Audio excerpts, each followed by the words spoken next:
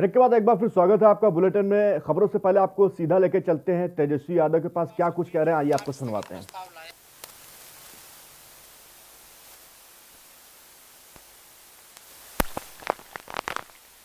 कि हमारे पास सबूत है और हमने जो एविडेंस जो सामने सुबह आज रखा था उसका कोई सरकार के पास उत्तर नहीं है, ना ही मंत्री के पास उत्तर है। ये अति महत्वपूर्ण जो है मसला है जिसको हम सब लोगों को, जनप्रतिनिधियों को अधिकार है कि सदन में हम अपनी बात रख सकते।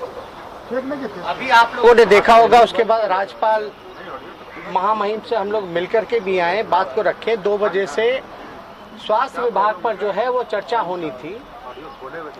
चर्चा होने के बाद जो राष्ट्रीय जनता दल का जो समय है, हर पार्टी को मांग पर कटौती प्रस्ताव के बोलने का अधिकार होता है।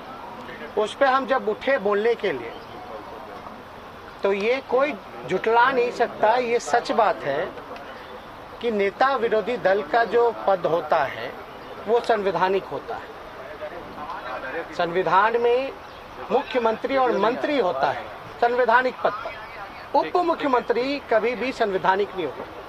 लेकिन आप सुबह से लेकर शाम तक अगर आप देखिएगा तो हमको एक बार भी अपनी बात को रखने का मौका नहीं दिया गया, जो कि आज तक ऐसा नहीं हुआ।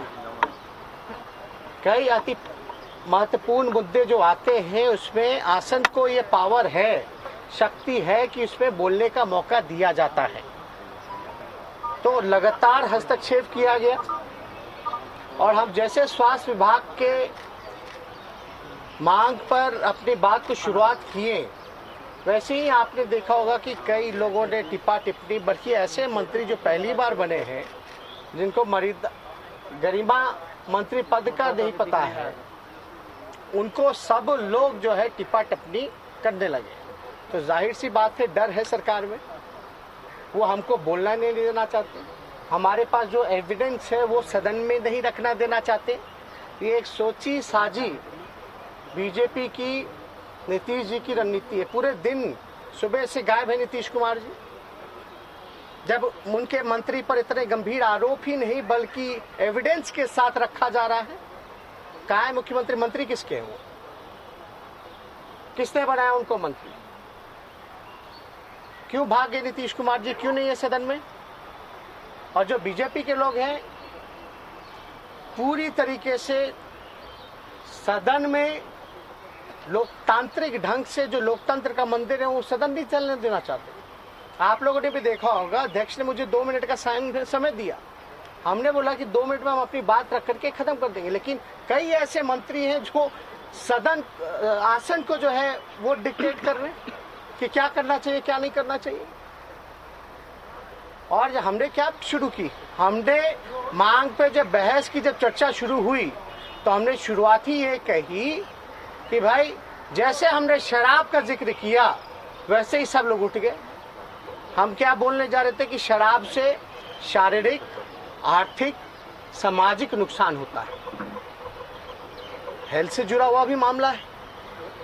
लेकिन एक शब्द के बाद हर शब्द जैसे हम बोल रहे हैं वैसे बीजेपी के लोग जो खड़े हो जा रहे हैं। जो मंत्री बने हैं उनको गरिमा का कोई पता नहीं, कुछ नहीं, वो भी खड़े हो जा रहे हैं। अरे ये मंत्री हैं कहाँ? इस्तीफा क्यों नहीं हो रहा?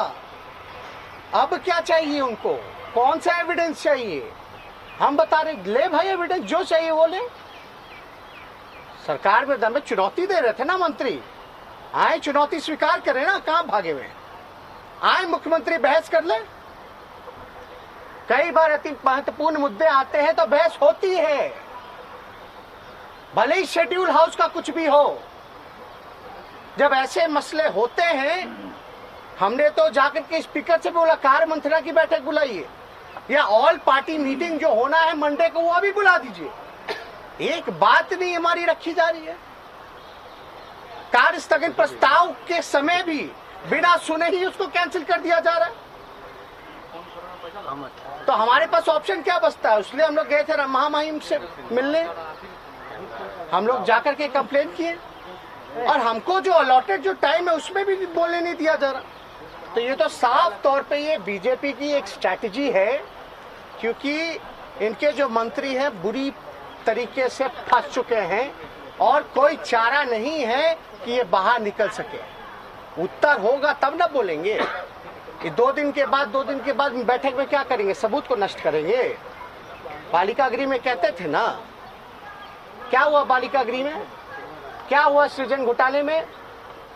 क्या हुआ था आपका जो ये शिक्षा मंत्री बना दिए थे मेवालाल वाले में?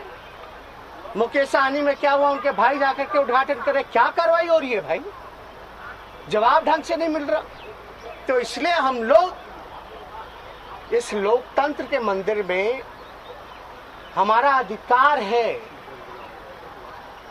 कि जो उज्ज्वलंत मुद्दे हैं, उज्ज्वलंत तो होगा ही जब किसी मंत्री पर शराब बिक्री को लेकर के, तस्करी को लेकर के आरोप लग रहे हैं और सबूत दिया जा रहा है, तो इससे अति गंभीर मसला क्या हो सकता है?